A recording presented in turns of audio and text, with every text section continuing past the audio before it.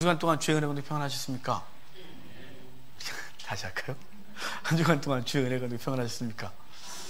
옆에 사람과 인사합시다. 사랑합니다. 축복합니다. 오늘 손 없는 날인가요? 오늘 어르신들은 행사들이 많으시고 오늘 굉장히 많이 빠지셨는데요. 하여간 뭐 손이 있든 없건 오늘 우리 다 주 앞에 예배드리니까요. 자, 제목이 있어요. 자, 제목 같이 읽겠습니다. 666달란트. 제목이 좀 그렇죠. 사실은 저쪽에 달란트 확 빼버리고 싶었는데요. 666 그러고 싶었는데 오해할까봐 지난주에 누가 문의를 했어요. 저에게 성경을 쉽게 가르쳐 주시네요. 성경 쉬운 거 쉽다고, 쉽게 강의할 수 있다고. 언제쯤이냐. 그래서 뭐 이래 우리 강좌에 있는 걸 다 알려줬어요. 그랬더니 요한계시록도예요? 그러는 거예요. 근데 말투가 이단이니? 뭐 이런 분이 있죠. 아, 요한계시록 하면 다 이단이라는지 모르겠어요. 그래서 내가 예 그러면서 저 이단 아니고요. 그래서 그 답을 다 짧게 했는데 아주 장황하게 했어요. 이단 아니라고. 그래서 하여간 요한계시록과 뭔가 비슷한 게 나오면 색안경을 띄는 시대라서 제목 잡는데도 고민 많았습니다. 하여간 오늘 666과 관련된 이야기들을 오늘 본문에서 보고, 그것이 또 당연히 여러분의 궁금함은 요한계시록 666 있겠죠? 그것과 관련돼서 우리에게 오늘날 주시는 말씀을 좀 듣도록 하겠습니다. 10장, 11장 오늘 두 장을 볼 거예요. 10장, 11장이 한 덩어리예요. 지금 열왕기상 세 번째 시간을 보고 있는데요. 10장과 11장은 10장은 솔로몬의 영광이고요. 11장은 솔로몬의 타락이에요.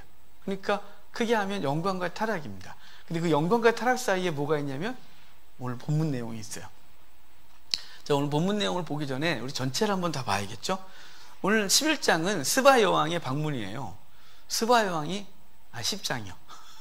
11장은 집사님 저기서 10장이에요. 10장이에요. 제가 입이 막 움직여서. 스바 여왕 방문인데, 스바가 어디냐면 스바는 지금 아라비아 땅이에요. 지금 사우디아라비아 밑에 예멘, 오만이라는 나라가 있는데요.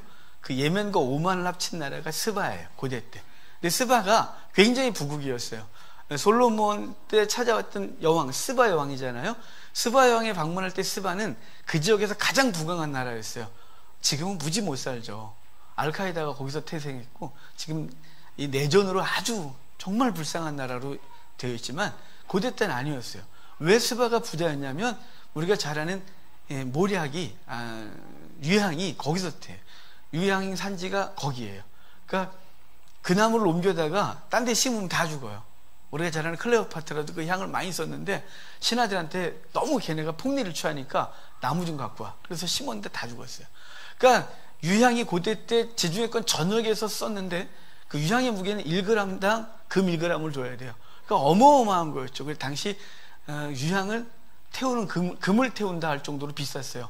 근데 그게 사실은 나무 수액이거든요. 상처를 주고 진액이 씩 나오면 말린 거 그거였어요. 그러니까 산지에서는 별것도 아닌데 이게 유통 단계에서 엄청나게 올라가요. 스바 여왕이 그 유통을 하면서 엄청난 부를 축적하고 당시 그가 그 지역에서 가장 부자였는데 스바 여왕 뒤에 들리는 소리가 신흥 부국이 하나 생겼다는 거예요. 바로 솔로몬인 거죠.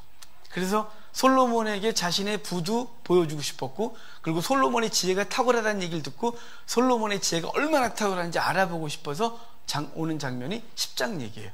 스바 여왕만 온 게 아니라 당시 솔로몬의 영광과 지혜를 얻고 싶어서 아주 많은 사람들이 왔고 왕들이 다 왔었는데 그 중에서 스바 여왕 방문 얘기를 하는 것은 당시 가난한 나라 왕이 찾아와서 부자인데요, 머리 맞춘 사람 와서 똑똑한데 이러면 이상하잖아요.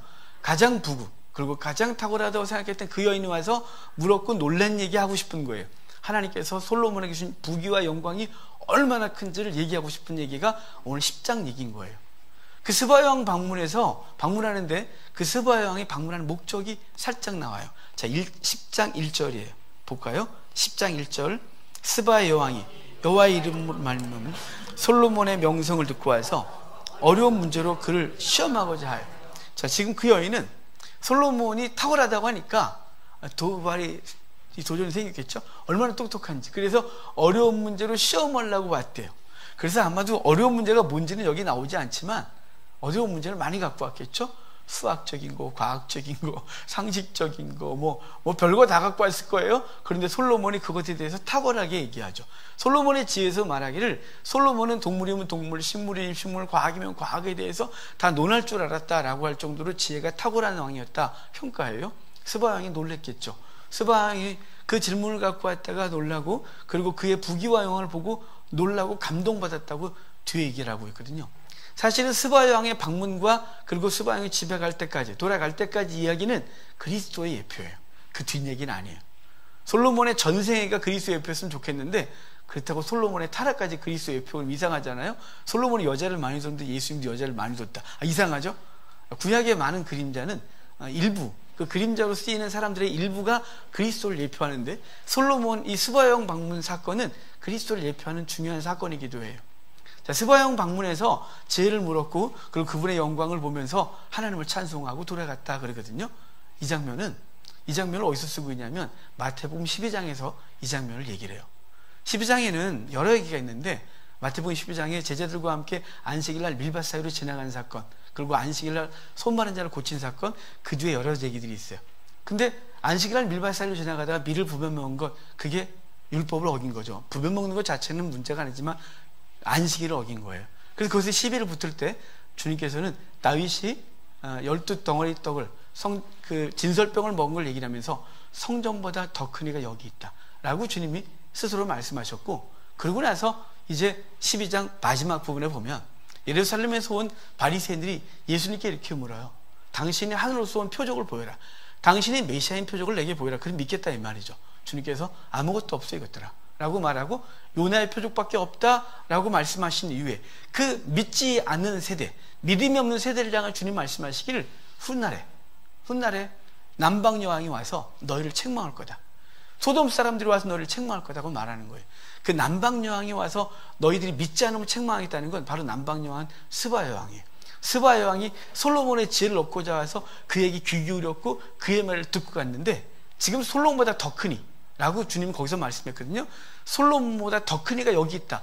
난 솔로몬보다 더 큰데, 야, 남방 여왕도 나한테 와서 묻는데 너희가 무언데 내 말도 듣지 않느냐 라고 말해서 그들을 책망할 때 썼던 말이 이 사건인 거예요. 남방 여왕이 후에 말이래 너희를 책망할 거다 라고 말했어요. 그리스도는 솔로몬보다 더 크시다. 그의 지혜가 솔로몬보다 탁월하다. 그의 영광은 솔로몬보다 탁월하다고 말씀하시려고 이 본문을 갖다가 마태복음 12장에서 사용했던 거예요. 자, 그의 지혜의 탁월함을 얘기를 하면서 10장 5절 후반에 보면 그가 크게 감동했다고 말하고 스바 여왕이 말하는 게 있어요. 자, 10장 8절 볼까요? 10장 8절 같이 읽겠습니다. 복되도다 당신의 이 신하들이여, 항상 당신 앞에 서서 당신의 지혜를 들이미로다. 아멘. 스바 왕이 뭐래요? 복되다 당신의 사람들이요, 복되다 당신의 신하들이요. 왜냐하면 왜 복되대요? 그 부귀 영광을 같이 누려서요? 아니요. 스바 여왕의 평가는 뭐냐면 당신의 말을 당신 앞에 듣고 있기 때문에 복이 있다 이 말이에요. 자, 스바 여왕이 복이 있다 말한 건 솔로몬의 지혜를 듣는 당신의 백성들은 복이 있다 이렇게 말했어요. 자, 신약의 백성들, 주의 백성들은 복이 있어요. 저 여러분 복이 있는 존재죠. 근데 왜 복이 있는 걸까요? 주로부터 세상 것을 얻었기 때문인가요? 예수 믿었더니 하던 일이 잘 되는 건가요? 예수 믿었더니 그동안 막혀있던 걸 빵 뚫려갖고 대박 터져서 복이 있나요? 아니요. 예수 믿고 복이 있는 건 그분의 말씀을 듣기 때문에, 그분의 말씀이 들리기 때문에 복이 있는 거예요. 그러면 선택한 백성 아니건 이 말씀이 들리지 않습니다. 하나님의 말씀을 아무리 말해도, 세상에 아무리 지혜로운 사람, 그리고 지혜를 사랑하는 사람들도 하나님의 말씀은 들리지 않는데, 주께서 선택한 백성들의 귀에는, 그 심령에는 들을 귀가 생겨 하나님의 말씀이 들리고 있는 거죠. 그게 복인 거예요. 이 땅을 살면서 세상의 소리만 들리지 않고 세상의 소리보다 하나님의 소리가 더 많이 들리고, 성경을 통해 들리고, 말씀을 통해 들리고, 묵상 가운데 들리고, 기도하다 들리는 그 복인 사람은 복이 있는 것입니다. 여러분, 그 복을 거둬가면 어떻게 되냐면 어둠을 만난다고 말해요. 하나님의 소리가 안 들리는 거죠. 그래서 어떻게 살아야 되는지, 그분의 위로도 없고 아무것도 없는 거예요. 그것이 심판이요, 그것이 버린 것이죠. 진짜 복은 주의 말씀이 우리 속에 날마다 들리고 있다는 그 복이 있어요. 여러분, 그런데 그 복이 있기를 바랍니다. 근데 이 시대 크리스찬들은 하나님 말씀이 무지 많은데 하나님 말씀을 안 듣고 있다는 게 문제인 거죠. 서재에도 차에도 어디나 성경책 있고 이 핸드폰에 온갖 성경 어플들을 깔고 다니면서도 정작 성경을 읽지 않는 세대. 라디오만 틀고 차에서 그냥 아무 몇 개 방송이 있어서 그걸 틀기만 하면 기독교 방송 설교들이 어마어마하게 쏟아져 나와도 전혀 들을 생각이 없는 세대. 하나님 말씀을 듣고도 한 귀로 듣고 한 귀로 흘려 예배당을 떠나는 순간 그 말씀이 사라지는 세대. 여러분, 이거는 복 있는 세대일까요? 아닐까요? 전 헷갈리기 시작하거든요. 그러면 복 있는 사람은 주의 말씀을 들리는 거예요. 주의 말씀을 듣고 살아가는 거예요. 스바야 왕이 당신의 백성은 복이 있다, 주의 백성은 복이 있다. 왜요? 그의 말씀을 듣고 살기 있기 때문이에요. 저 여러분들이 그 말씀이 예민하게 들려주고 우리의 삶 속에서 성령께서 끊임없이 그 말씀을 생각나게 하는 은혜가 있기를 주의 이름으로 축복합니다. 자, 13절 갈까요? 10장 13절. 이제 스바야 왕이 돌아가요. 돌아갈 때 솔로몬이 해준 거예요. 같이 읽을게요. 솔로몬 왕의 규례대로 스바야 왕에게 물건을 준 것 외에 또 그의 소원대로 구하는 것을 주니 이에 그가 그의 신하들과 함께 본국으로 돌아갔더라. 솔로몬 왕에게 왔던 모든 사람들은 규례대로 주고 구하는 것도 더 주고 죽게 돌아온 백성들마다 생명을 얻고 영생을 얻을 뿐만 아니라 하나님께서 그분의 은혜를 풍성하게 얻게 하시는 것이죠. 주님이 이렇게 말씀하셨어요. 아버지가 아들을 내어주셨는데 아들과 함께 다른 것들을 주지 아니하시겠느냐. 너가 하나님께 내 이름으로 무엇인지 구하면 그분이 응답하시리라. 이렇게 말씀하셨어요. 여러분, 지금 여기까지 예수 그리스도의 완전한 예표로 솔로몬이 쓰이고 있는 것이, 여러분, 주 앞에 우리 나왔고 그분의 지혜를 듣고 우리 어떻게 영생을 얻었으며 어떻게 살아간지를 배우고 있다는 사실을 기억하고 이 땅에 사는 날 동안 주께서 우리 가운데 가장 좋은 것으로 만족시켜 주시는, 아버지께 구했을 때 성령을 채우시는 그늘을 입고 있다는 사실을 기억하고 살아가길 바랍니다. 이제 14절부터는 교훈적인 얘기들이 쭉 우리에게 주어질 것이, 우리 14절, 우리 아까 오늘 본문의 14절이 시작점이었어요. 14절만 읽어볼까요? 다시. 솔로몬의 세입금의 무게가 666달란트요. 왜 666일까요? 예전에 성경을 읽으면서도 그냥 666은 우연의 일치려니, 그냥 독특한데? 야, 여기도 666이 있네. 요한계시록 666이 있는데? 이렇게 지나갔던 얘기들이에요. 이제 설교를 이제 요번 주 제가 본문을 보려고 하는 그 부분이 10장, 11장인데 이걸 묵상을 하다가 이 말씀이 저한테 오늘 되게 이상하게 왔어요. 제가 금요일날 아침부터는 주일 준비만을 시작해요. 금요일날 아침부터는 주일날 볼 본문을 묵상하고 계속 반복해보고 또 보고 자료를 찾고 주석 다 읽고 이래저래 다, 그리고 이와 관련된 얘기를 누가 어떻게 했을까 싶기도 하고 또 묵상하고 그래요. 주중에 월요일부터 목요일까지도 시간 날 때마다 본문을 계속해서 읽고 또 묵상하지만 아예 금요일 아침부터는 모든 걸 제끼고 주일 준비만 해요. 그리고 중간에 뭐 일정도 있죠. 일정도 보고 강의도 하고 다니지만 그냥 주일 아침까지, 오늘 아침까지 계속 이 본문만 묵상하고 또 보고 또 보는 거예요. 그런데 금요일 아침부터 이 666이 걸렸어요. 666달란트가 걸려갖고 넘어가질 않는 거예요. 뭔가 있다는 느낌 있잖아요. 제가 얼마 전에도 그랬던 것 같은데요. 어떤 하나에 꽂혀갖고 잠을 하나도 못 잤다고. 그 말씀을 괴롭혀서 잠을 하나도 못 자고 그 말씀 묵상하느라고 밤을 꼴딱 샌 적이 있다고요. 이 말씀이 하루 종일 저를 힘들게 하는 거예요. 금요일 철에 갔다 와서 또 이 본문을 보는데 새벽 1시까지 이 본문이 넘어가지 않고 666이 뭔가 있는 것 같은데 모르겠는 거예요. 뭔가 있는 것 같은데. 그리고 1시에 자고 새벽 4시에 잠깐 깼는데 또 잠이 안 오는 거예요. 그래 또 이거 토요일에 하루 종일 이것만 갖고 그랬어요. 여러분, 뭔가 있겠죠? 제목이 666이잖아요. 뭔가 없으면 제가 이걸 잡았겠어요? 그냥 이랬겠죠. 부귀와 영광과 타락. 이게 원래 잡으려고 했던 제목이에요. 월요일날 이 본문을 처음 읽고 그래 영광과 타락이다 라고 제목을 잡고 목요일까지 묵상을 했고 금요일 아침에 갑자기 여기 이 본문, 평소에도 읽을 때 그냥 넘어갔던 거예요. 우연의 일치려니, 야 희한하게 666달란트네 라고 했던 건데 이건 우연이 아니고 하나님께서 말씀하시는 거예요. 성령의 기록은, 성령께서 성경을 기록해서 그냥 흘려 기록한 것은 단 하나도 없어요. 그것이 요한계시록 666으로 쓰인 것이 여기에 다시 처음으로 원형으로 쓰이고 있다는 것에 대해서 하나님께서 묵상하게 하셨고, 그것을 저와 여러분이 나눠야 될 것 같아서 이 무리한 제목을 잡고 오늘 쓴 것이에요. 666달란트라는 것이 1년 세입이래요. 솔로몬의 나라에. 그리고 뒤에 그거 외에도 엄청난 수입이 있었다는 거예요. 자, 666달란트가 얼마인지 잘 모르겠잖아요. 666달란트를 갑자기 저도 아침에 이거 금액을 궁금한 사람이 있겠다 싶은 거예요. 그래서 아침에 옷을 입다 말고 계산기를 갖다가 두들기는데 억을 따지려니까 돈이 몇 개야 막. 그리고 딸내미가 펴다가 뭐 하는지 제가 단십 백천만 막 이러면서 쉬고 있으니까 저 숫자 무지 악하거든요. 그래서 계산을 했어요. 현재 금액하고 이거를요.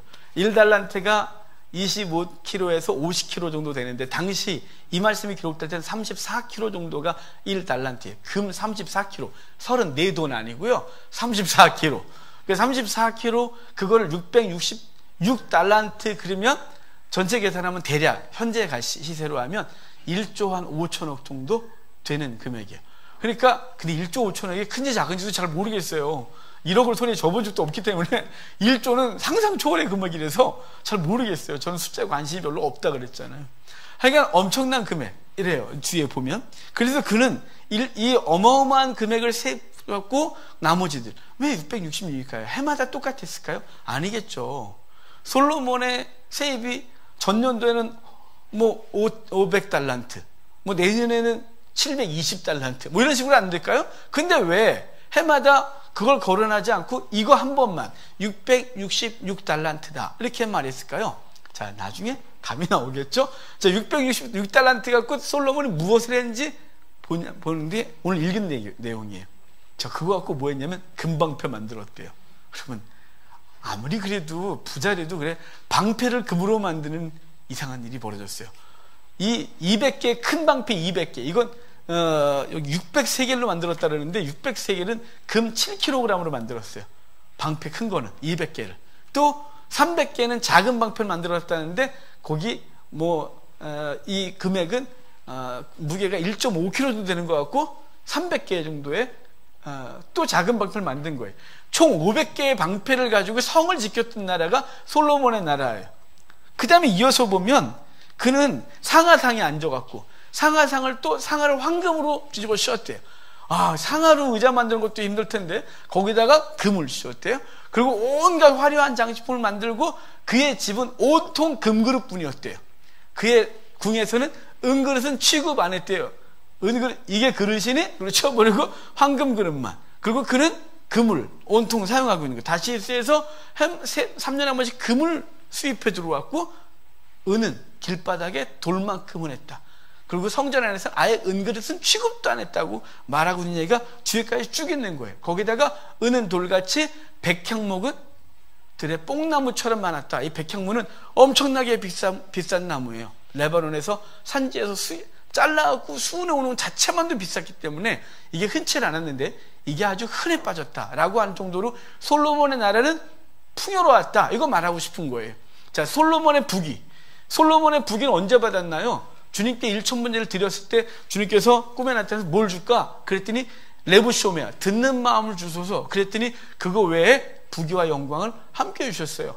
그 부귀와 영광이 솔로몬의 나라를 대표하지만 주신 부귀와 영광은 솔로몬으로 사치하게 하는 거예요. 사치. 이건 사치인 거예요. 여러분, 이 사치 때문에 뒤에가 다 망가지는 거예요.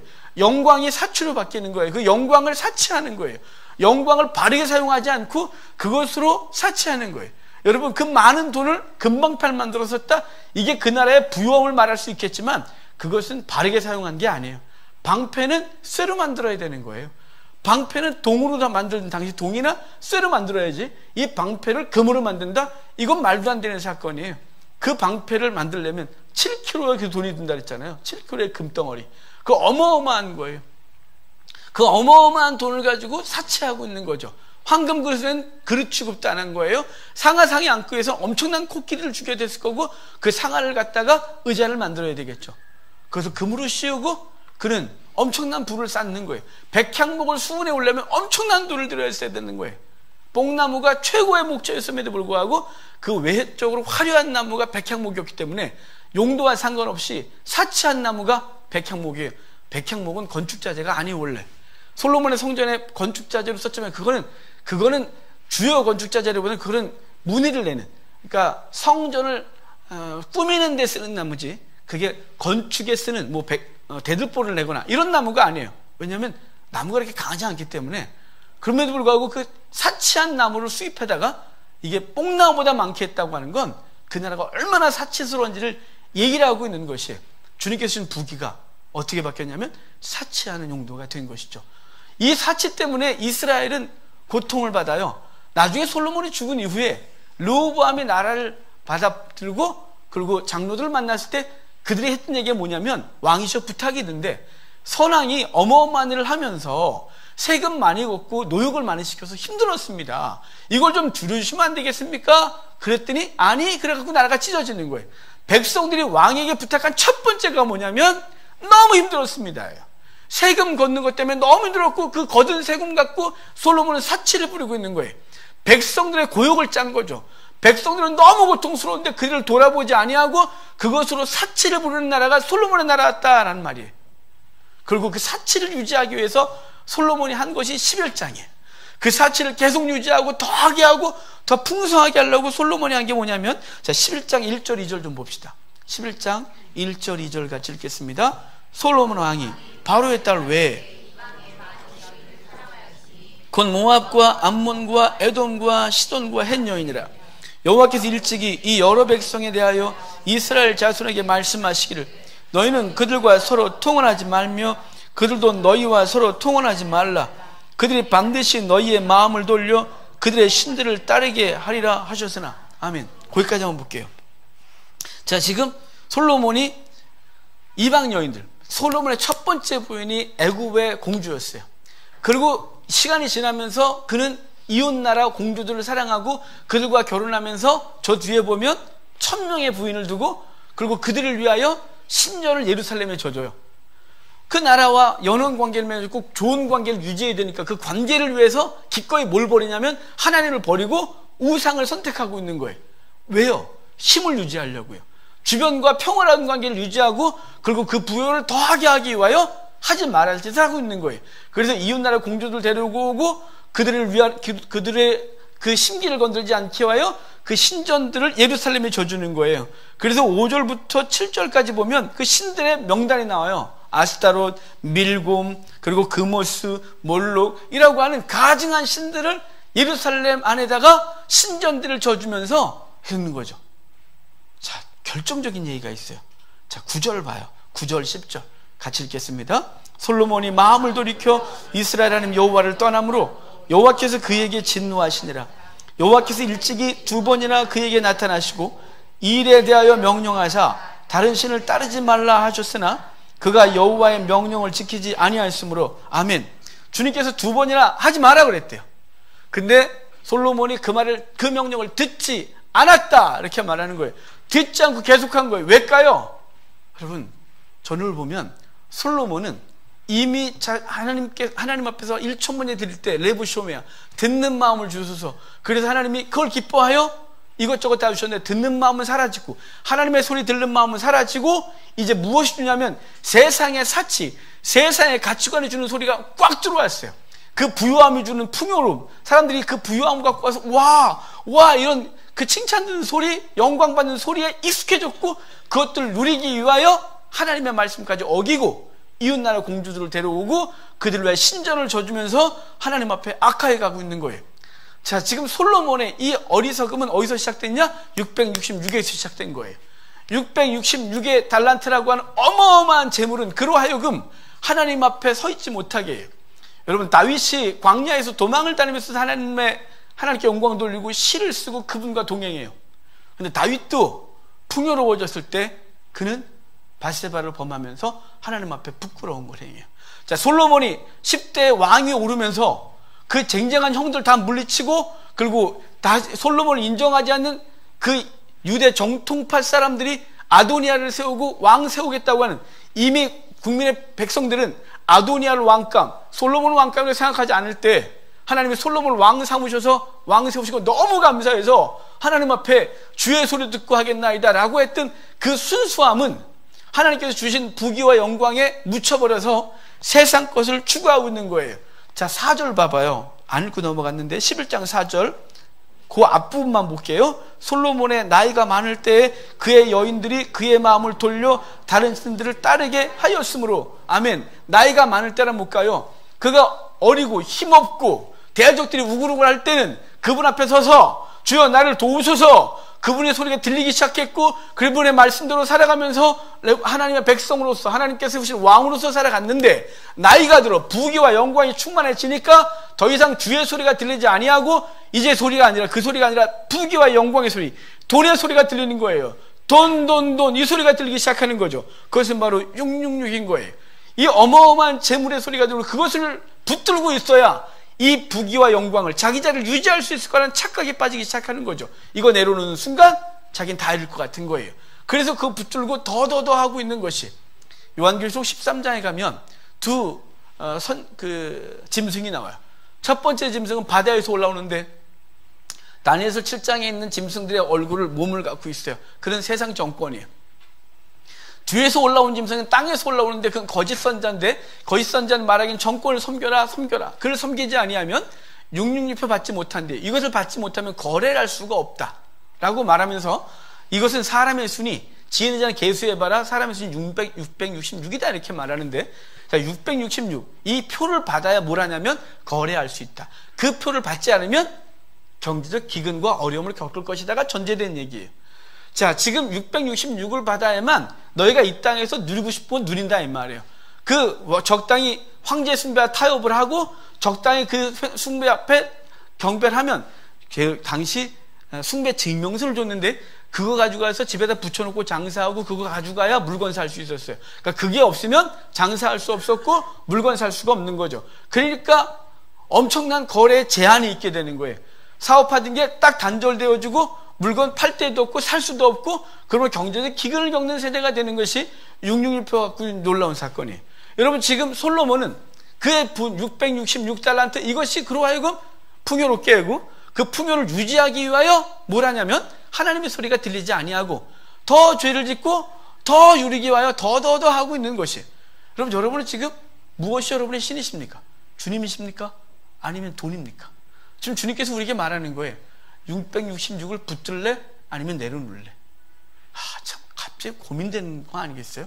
지금 내가 추구하고 있는 삶의 목표들, 그리고 내가 그것을 통하여 누리는 안식들, 그걸 통하여 내가 누리는 풍요로움에 대하여 지금 도전하고 있는 거예요. 이걸 내려놓을 수 있니? 야, 그거 붙들면 너는 가난해질 수 있는데 그걸 내려놓을 순간 너는 손해볼 수 있단다, 이렇게 말하고 있는 거예요. 우리는 사실은 그것들을 여기저기 세워놓으면서 그것들이 주는 안위와 평안을 누리고 살아가요. 그게 없는 순간 우리는 죽을 것 같은 두려움이 있는 거예요. 솔로몬이 맨 처음에 그가 어릴 땐 하나님의 은혜밖에 없었어요. 왜냐하면 공격이 어마어마했고, 그리고 그것에 대해서 자기는 왕으로서 서야 하기 때문에 그때 레부쇼메가 살아있었고 주의 은혜가 전부였어요. 근데 주님께서 주신 부귀와 영광은 그로 하여금 주를 떠나게 하는 도구가 되고 있는 게 이 어리석은 솔로몬인 거예요. 여러분이 하나님 앞에서 많은 복을 받기를 바랍니다. 근데 그 복이 우리로 하여금 주를 떠나는 도구가 되지 않기를 바랍니다. 그거 없어 난 살 수 있다는 분명한 믿음이 있기를 바라요. 이거 붙들고 있기 때문에 타협하고 있는 거예요. 이거 놓치지 않으려니까 타협하고 있는 거예요. 이거 놓치지 않으니 세상의 가치관들을 받아들일 수밖에 없는 거예요. 너 그렇게 살면 손해볼 수 있다. 너 그렇게 살면 너 지금 갖고 있는 거 잃어버릴 수도 있어. 너 그렇게 살면 사람들한테 왕따 당해서 거래가 안 되지. 너 그렇게 살면 직장에서 쫓겨날 수 있는데 너 자꾸 교회 생활 믿는다고 그러고 믿음의 표현이 뭐라고 주일에 꼭 예배 가야 된다고 그러고 너 자꾸 그럴래? 너 그러면 왕따 당하는 거야. 너 회사에서 쫓겨나갈 수 있어. 그럼에도 불구하고 우리는 뭘 붙드냐, 이게 중요한 거죠.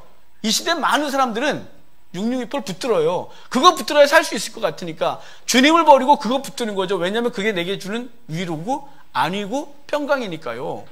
여러분, 주의 백성들은 신앙을 통하여 세상 것을 얻고자 함이 아니에요.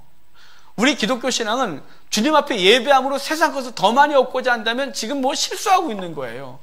주의 백성들의 예배의 목적, 주의 백성의 신앙생활의 목적은 예배와 성경을 통하여 하나님의 백성을 어떻게 살아야지를 배우고 기꺼이 이 세상의 공격과 환난으로부터 믿음을 지켜 살고 그리스도를 우리의 삶을 통해 드러내는 것이 목적인 것이에요.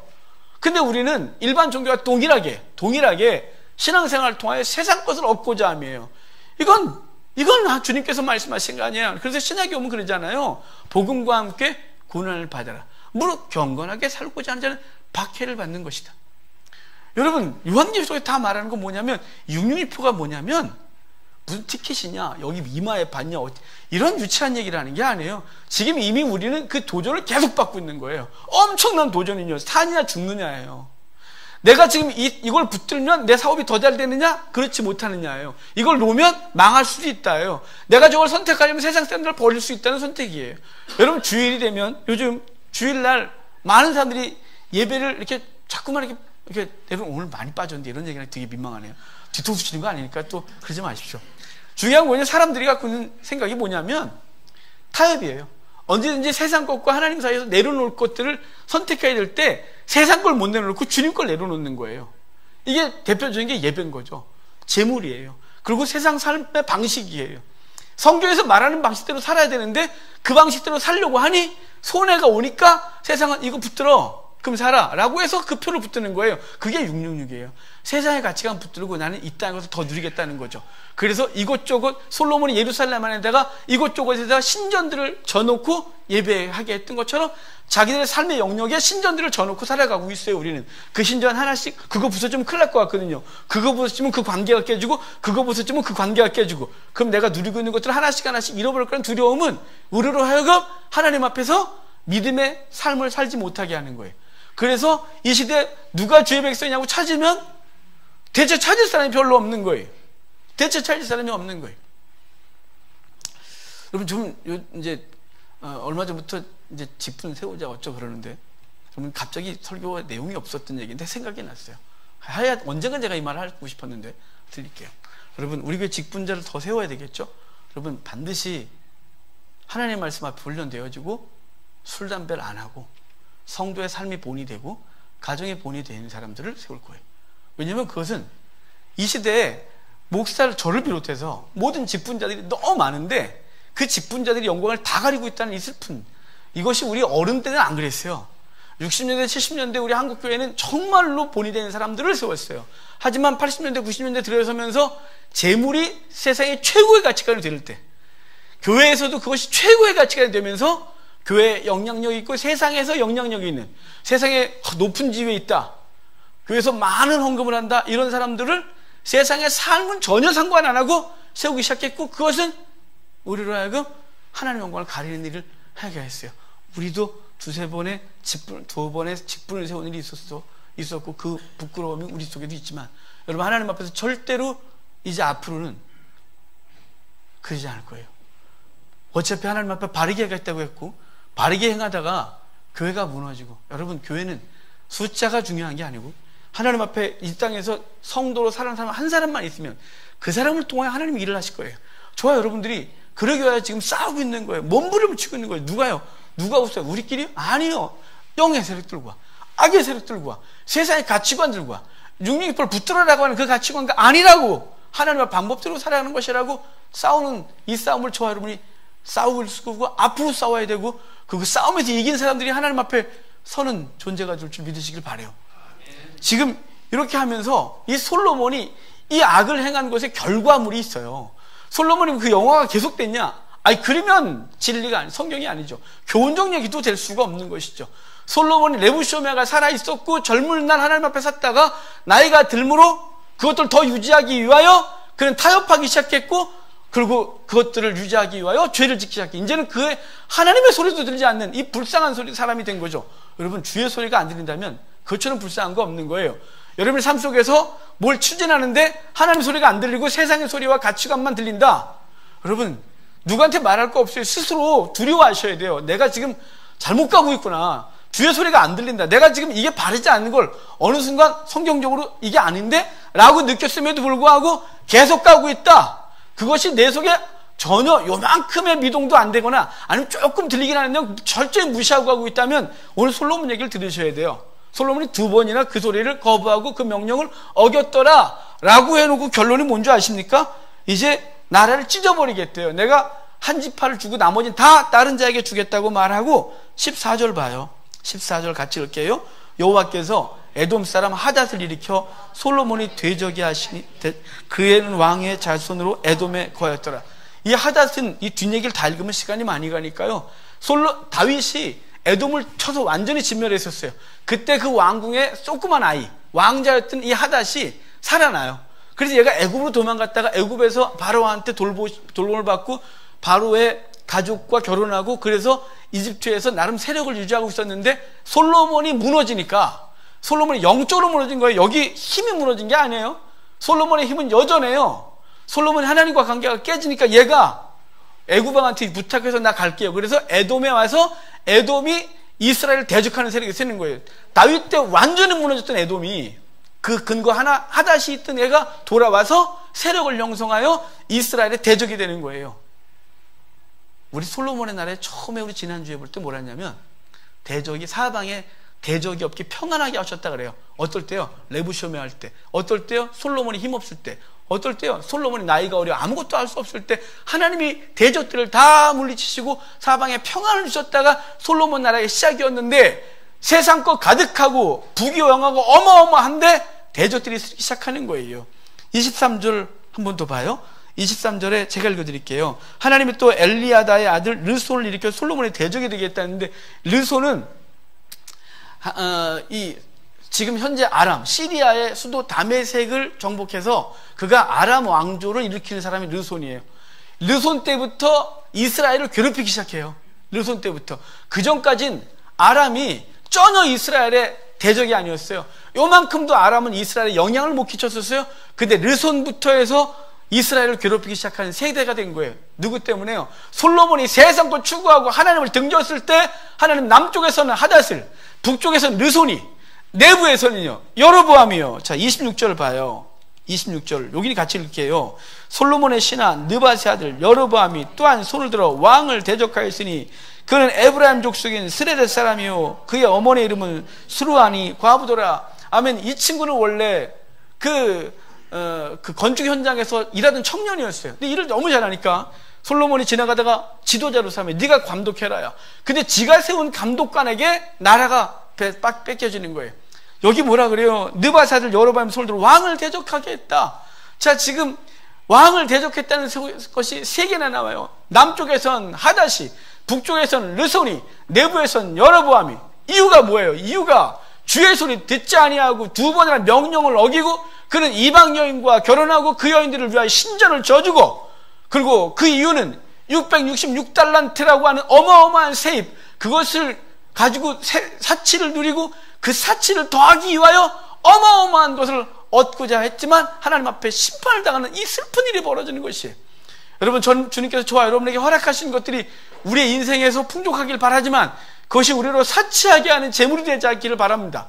썩을 것을 추구하고 사치하는 데 쓰지 않기를 바라요. 솔로몬이 그 어마어마한 재물을 갖고 뭘 해야 됐을까 생각해 봤거든요.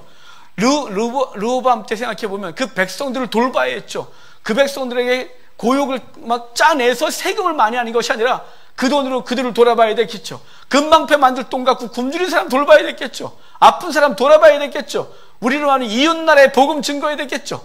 하나님 앞에서 솔로몬이 해야 될 걸 까맣게 잊고 있었던 거예요. 주신 부귀 영화를 사치하는데 썼고 그 사치는 결국 망하는 거예요. 요한계시록에 바벨론 심판위원회, 바벨론과 음료 심판위원회 주요 내용이 뭐냐면 내가 사치했다요. 사치. 세상에 사치하는 것에 대하여 하나님이 책망하고 있는 거예요.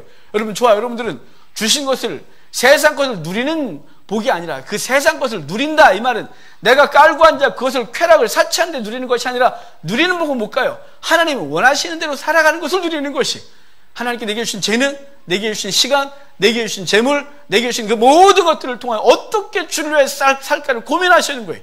그것이 누리는 거예요. 진정한 누림이에요. 근데 이 세속적 썩음의 누름은 뭐냐면 그것을 갖고 사치하는 것이죠. 좋은 옷, 좋은 집, 좋은 맛있는 것, 쾌락 이런 추구하면서 한 여자로 부족해서 수십 명의 여자를 추구하고 돌아다니고 수십 개의 쾌락을 추구하고 이 썩어진 세대를 우리 살아가고 있으면서 오늘 얘기 들으셔야 666. 여러분, 그 666 붙들려다가 망하는 거예요. 그거 내려놔야죠. 그거 내려놔도 하나님께서 절대로 를 버리지 않으세요. 광야 40년 동안 불기둥과 구름기둥으로 인도하셨고 그 옷과 신발에 헤어지지 않는 은혜를 입었어요. 요한계시록에도 보면 그 인을 뗄 때, 그 세 번째 인을 떼면 기근이에요. 저울 갖고 나오고 하루치 품삯으로 밀 한 대박 사고 하루치 품삯으로 보리 석 대밖에 못 사는 이 기근을 겪어요. 하지만 주님께서는 그들에게 포도주와 그 기름은 해치 말라 해서 그들로 하여금 주의 백성으로 살아가고 있는데 필요한 것들은 끊임없이 유지하고 있음을 말씀해 주고 있습니다. 여러분, 저와 여러분들이 하나님 앞에서 두려워하지 마시고, 이러면 나 죽을 수 있는데 안 죽어요. 여러분, 하나님은 절대로 당신의 백성을 버리지 않으십니다. 이러다가 망할 수 있는데, 망할 수도 있겠지만 하나님은 새로운 것들로 새롭게 하실 거예요. 그래서 주의 백성으로 어떻게 살았는지 알게 하실 거예요. 여러분, 우리 지금 이 시대에 우리는 적당히 타협하면서 교인이다, 적당히 타협하면서 우리 교회를 이루었다고 말하면 하나님 앞에서 부끄러운 것이에요. 적당히 타협 말고요, 결단하셔야겠죠. 저와 여러분들이 세상 가치관 앞에서 내려놓고 아닙니다라고 하는 건 아닌 것으로 선택할 수 있는 저와 여러분 되기를 바랍니다. 그래서 종국적으로 하나님께서 우리를 통하여 주의 일이 이루어지고 우리의 후손들이 영적 계보를, 아름다운 영적 유산을 이어가는 사람들이 되어야겠죠. 심판을 받아 대적들이 여기저기 서서 대적이 서는 건 대적이 문제가 아닙니다. 항상 성경 전체를 보면 대적이 있을 땐 그 주의 백성이 잘못 가고 있기 때문에 주변이 대적이 되는 것이었습니다. 주의 백성이 주와 관계가 충만하면 대적들은 스스로 사라지는 것이 성경의 원리인 것입니다. 여러분, 예수 그리스도 앞에 나왔던 스바용처럼 주 앞에 나아가 그의 소리 듣고 주께서 원하시는 것이 무엇인지 알아듣고 그대로 살아가는 저 여러분 되길 주의 이름으로 축복합니다.